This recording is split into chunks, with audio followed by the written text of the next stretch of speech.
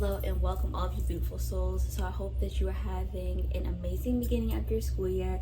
If you're not in school right now, then I hope that you are just having an amazing time in this chapter in your life and just taking everything in and learning all of life's lessons. I have been very excited to make this video, and this video, if you didn't read the title, then it is going to be about a few of my favorite books written by Black authors. So before we get into it, lately I've been wanting to read a lot more books written by Black authors since like the past couple of years, just because I wanted content that I was able to relate to and really just kind of picture myself being in those moments that are portrayed in the books. So I just figured what better way to do that than by reading books from Black authors. So all of these books here, I absolutely adore. These authors are amazing, and I'm extremely excited to share them with you. So now, without further ado, let's get into the video. Okay, so to start us off in this book review, I think that I'll start with the book that started it all. And this is the book that started me really purposely seeking out Black authors, because I did have books by Black authors when I was younger. My mom would buy me the books, but growing up, I think it was different for me to actually look and, check the names and really see where the books were coming from, just so I know that I could relate to it a little further. Not to say that I couldn't relate to the books I read in the past, but it feels different reading from a Black author's perspective, and the way that they use their words and everything in that nature. I just felt like it was a different experience for me. Now, with that being said, I just want to say this book, absolutely amazing. Just a little summary of it, and I'm not going to give any spoilers. So basically, the main character, her name is Sydney. She's Brooklyn born and raised, and what happened was that she left home, came back, realized that the world around her, like her community, is changing. So the people that she knew, loved, and grew up with, they're changing, they're disappearing. She doesn't know what's going on, and she's trying to get to the bottom of it. And she's figuring like, okay, people leave, people move and stuff like that, but there's something that's different. So she's trying to figure out what's going on. How could she fix this? And along the way, she gains an assistant that she didn't want, nor she didn't expect him to become her assistant, but their chemistry works amazingly in the book. And I think that because of their chemistry and their dynamic, I think it helped her in the long run. So I think that really contributed to the book. And overall, it just, you'll see it when you read it, because it was a really nice back and forth that they had going along. Now, I think that the author, her way with words and just painting a picture of the events that were taking place within the book was amazing. I truly enjoyed it, and I felt like I was really I was watching a movie. One thing that I love when I read books is I love to be able to imagine what's going on and kind of play the movie in my head. I like it better when books have movies, but I like playing the own movie in my head and casting the own people that I think should be playing the role. So doing that with this book was very easy, because she used words that provided you with imagery, so you could see the events play out in your mind, and you could actually relate even, or see that even occurring in your own neighborhood. That's how amazing her writing is. This book, definitely a 10 out of 10. Absolutely enjoyed it. Okay, so for our next book, we have the Dating Playbook. So now this is the second book in the trilogy. So there's the Dating Playbook, and there's also the Hookup Plan. Now, I don't have the first book, because when I purchased, this was the first book that I purchased from the trilogy. Now, when I purchased the book, I didn't realize that there was another book that would go with this. I can't wait to read that book. I'm reading number 3 right now. I already finished reading number 2, so I'm reading number 3. Number 3 so far, amazing. Number 2 was absolutely amazing. And also, if you're like me and you pick up the third book, because say the store that you're buying your books from, they don't have book number 2 and number 1, don't stress out about it. You're not going to, there's not really, I wouldn't say that there's spoilers in the book, just because I feel like since this is a romance genre, it's not like you're trying to solve a mystery. You kind of, assume, or at least hope for the ending, for an ending, a happy ending. So with that being said, if you read about one of the characters' happy endings in the other book, it won't really catch you by surprise, because that's kind of what you're already thinking is going to happen at the end of the book. It just, you're just reading it a little ahead.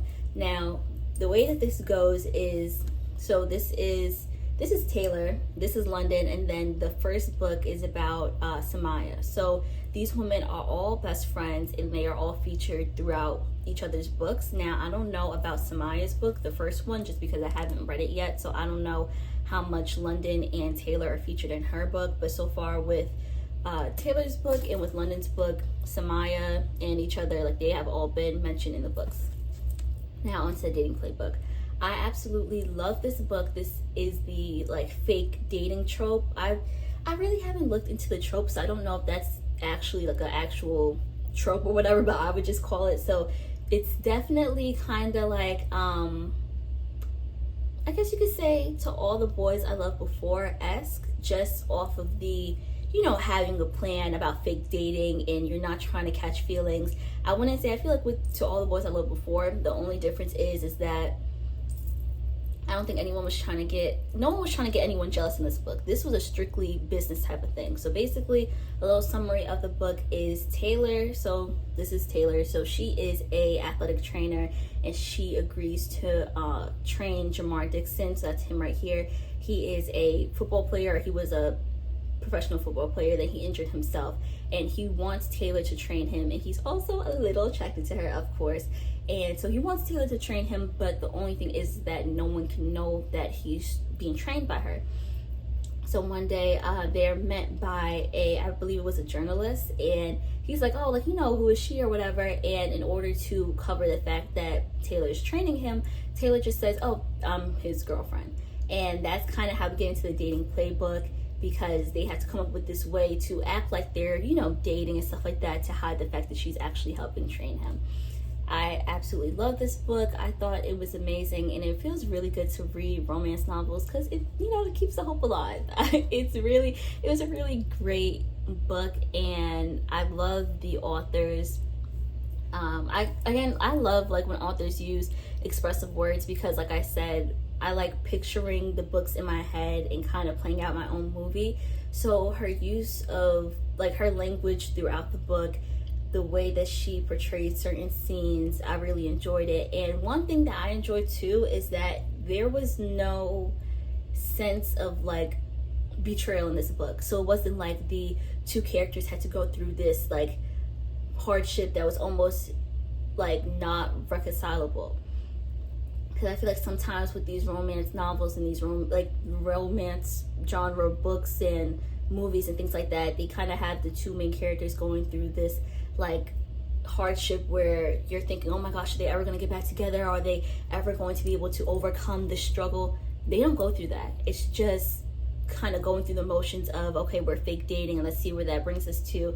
And I was a little nervous when I was reading the book, because I was kind of waiting for the shoe to drop on like, oh, he's actually dating someone and he's doing this and this is, you know, or he's being deceitful, because that's what some other books kind of lead up to, or it's like this little sense of betrayal or miscommunication.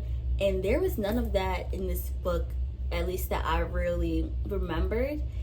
I think that it was 10 out of 10 because it was just straight romance. It was a slow, I feel like it wasn't a slow burn. I'll say that it was a medium sized one. It wasn't slow, because I feel like there's some things that I've read and I've watched where it was slow, like I'm watching forever, like Phineas and Ferb.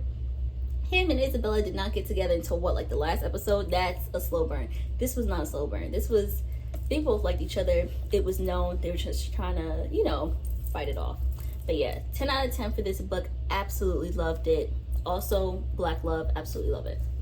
Now for the third book in the trilogy, like I said, this went along with the other book that I was just talking about. This is the Hookup Plan. So basically what occurs with this book is London, she is a doctor. She works at a hospital, and what ends up happening is that she was hosting her high school reunion. She runs into one of her former classmates, and they kind of hit things off a little bit, but things kind of get a little messy when she realizes that for a certain period of time she's going to have to be working with him. So in this book we get a little taste of the enemies to lovers trope. However, it's extremely funny in the fact that it's like a one-sided enemies to lovers trope. Like, he does not consider this woman his enemy at all. Like, at all. She will be like, I cannot stand you, I hate you. He's not paying her any mind, and she will say this to his face. He's not paying this woman any mind, and that's the funniest part, because it's not even like they're slowly trying to like fall, like they're slowly falling for each other. She's like, get away from me, and he's like, whatever, like I'm not even paying you any mind, I don't care what you said. So that's what I also enjoyed about this book. Now I'm not gonna say I'm halfway through, but I'm definitely making my way there. I think I read like 180 pages in one night. And I know for some people that's not a lot, but for me, I like to give my eyes a break. I like to sit down. I like to, kind of chill out while I'm reading a book. But I did not want to put this book down. Like, the only reason why I put the book down is because I had to go to sleep. But I wanted to read this book in my sleep because I was just having such a great time reading this book. And once again, so I didn't finish the book yet. But as of right now, it doesn't feel like there's any major betrayal that we're leading up to or whatever. But I will be making a second book review, and if that happens, I will, I'm not gonna update y'all actually, because you need to read the book to find out. But one thing I love is just it's a very light-hearted, not very light-hearted, but there's no issues that either one of these characters really, like, they're dealing with their own problems, each of them, just like everyone else does. But the way that the author talks about it in the book, it's not like it's constant hardship and just anger. It's like they know their feelings and they're trying to work them out. She's acknowledging that each character has their own problems that they're trying to work out within themselves, or they're at least acknowledging that they have these problems even if they haven't started working them out yet. And I really do appreciate that within this book. It's not like they're using it as this roadblock to stop them from being together or finding their love, even though they're not, as far as I'm reading right now, they're not together yet. Who knows how it might end. But basically, when I read the book, like, I don't feel exhausted. I don't put the book down and be like, oh my gosh, like, it's an escape from everyday life. I feel relaxed when I read this book, and I really enjoy that. And even with her other book, I enjoyed that as well, because it was like, it was a chance to just read about love, and there weren't any like sacrifices or hardships, or they didn't have to lose a part of themselves in order to gain this love. And I really enjoyed reading something like that and reading about love like that, especially in terms of Black love. So like I said, for the other book, 10 out of 10. I haven't finished reading it yet. I'm very excited to, and then I will get the first book. I'm also very excited to read that book as well. Okay, and lastly, we have Real Mended. So this is the first book to the sequel. The second book is called Not Again. I haven't read that book yet, although I'm very excited to. And once I get done reading the books that I have here, I'm definitely going to check that one out, because I feel like it will be amazing just based off of this book that I read. I really enjoyed this book as well as the other books that I previously mentioned. Now with this book, basically we have brothers that are trying to figure out whether or not they want to sell their mother's knitting shop. And all of the brothers want to sell the shop except one. So now Jesse wants to keep the shop. He feels like the shop could have new potential, and also he just doesn't want to let go of the memories that he made in that shop. And now this is where Carrie Fuller comes into play. So basically, Carrie has been there. Carrie has known the brothers for their entire life, and they kind of just saw her as, like, just that girl that's there. They really didn't pay any attention to her. And she was just kind of the girl next door. They didn't really share any, like, romance or anything, because she was just there. So now Carrie, throughout the years, was helping the brothers' mom with the shop and learning about the shop, figuring out, what to go here, and placing the orders for the yarn and stuff to come in. So she knows the ins and outs of the shop. So she volunteers to help Jesse keep the shop running and strike up new ideas. Now through their work together, that's where they can form, or that's where they, I guess, start to form a little bit more of a connection, just because, I guess, throughout them knowing each other during their youth, they really didn't have that connection, because, he was just going in and out, playing with his friends or whatever, and Carrie was normally in the knitting shop, learning how to knit and helping his mother, well, the brother's mom, So I love this book. I think definitely when considering a slow burn, this burn was a little slower than the Dating Playbook, I would just say, because these were emotions that were piling up for years since they've been children, since they were young, and kind of now they're acknowledging the feelings that they have for each other, and also admitting to each other that they might have feelings. I mean, they don't really, I'm not going to tell you whether or not they actually went out and admitted it, but they're kind of coming to grips with the term that, hey, maybe I did have a crush on you when I was younger. Maybe I'm just realizing that now because I was a little in denial before. So yes, I love this book. I thought it was absolutely amazing. And like I said, it just felt good. It was like a reprieve from everyday life, and just kind of helping believe in romance again. And especially reading about Black love, I always find that relaxing and enjoyable because I just love to read it. And like I said before, this one, it definitely featured a little more of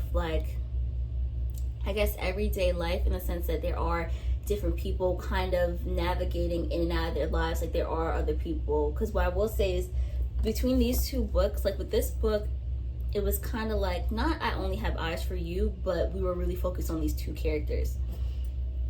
This book, I feel introduces other characters, so it's kind of a will they, won't they situation. Will they be together, or will they just take this time to find themselves, and maybe they'll come back to each other later? So I will say that about this book.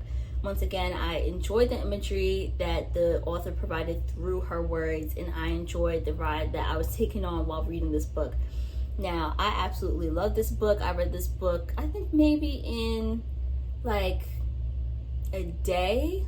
I had a long flight, so I read this during the flight. So yeah, the day on the plane and then getting to the hotel, I read the book, and I really enjoyed it. I think it was 10 out of 10. And also, I just wanted to give a disclaimer. I should have gave this earlier. I feel I can't really put an age limit on how old you should be to read these books, but I will say that there are parts that definitely have a couple of spicy scenes. Now, let me tell you something. These three books right here, these are all in the romance genre category, right? Spicy. I'm not saying that this entire book is spicy, but I'm saying that there are certain parts. Now, these three books, I'm not saying in any way that is all that they focus on, because these books do have depth, characters, what's it called? Not genre, drama. They have, not a lot of drama. It's enough. They're not just focusing on, the spicy stuff. There's a lot more going on, but I will say that there are certain scenes where they do feature that. So if you know that you are not the age that you should be reading it, or better yet, if you are reading it and you feel I have to hide and read this somewhere because you don't want a parental figure finding you reading that, or some type of supervision finding you reading it, maybe you aren't the age group that this is advertised to. But I will say, this book, when no one is watching, it did have its little turn in having a little bit of spice, but I will say that since it is a psychological thriller, it did not have as much compared to the three books that I just mentioned.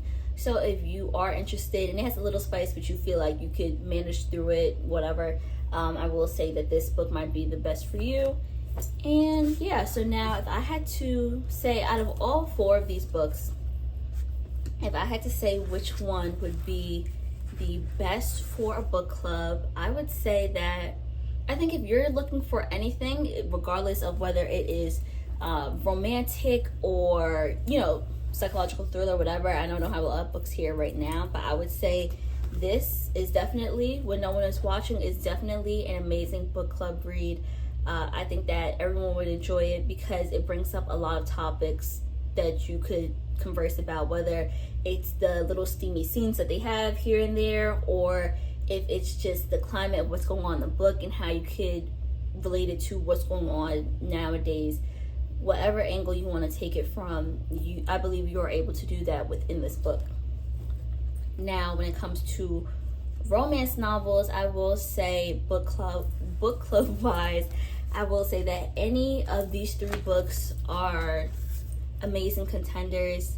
I think that if you want something a little steamy, I would honestly go with the I mean, honestly, with book clubs, I think that you might want to do something that has 3 parts just because you could read it. But if you didn't care about an order, you're just reading right now, the steamiest book here, honestly, these go head to head for steamy.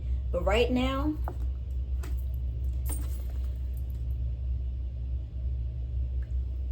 these go head to head. I'm trying to figure it out for y'all right now. Because this had a lot.